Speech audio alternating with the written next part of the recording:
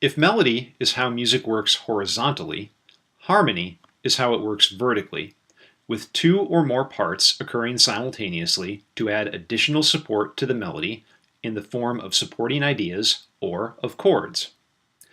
The term harmony refers to both how a chord is constructed and how it progresses from one chord to the next.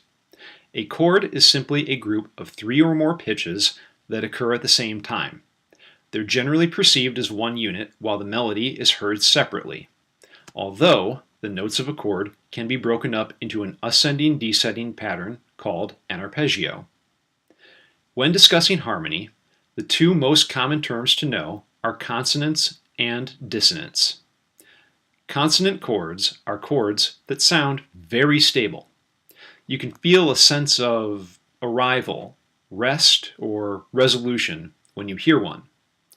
Composers tend to place consonant chords at important points in a piece, like the beginning and end of phrases, beginning and end of larger sections, and especially the beginning and end of the piece itself.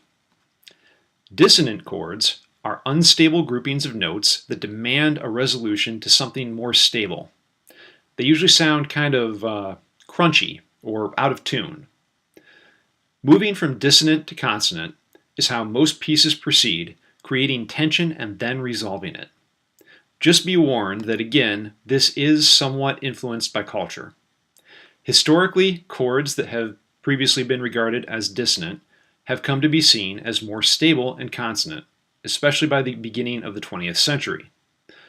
But post-1960, there has been a marked shift backwards to more traditional ideas of consonance and dissonance in Western classical music. A lot of it will come down to the perspective of both the composer and the listener.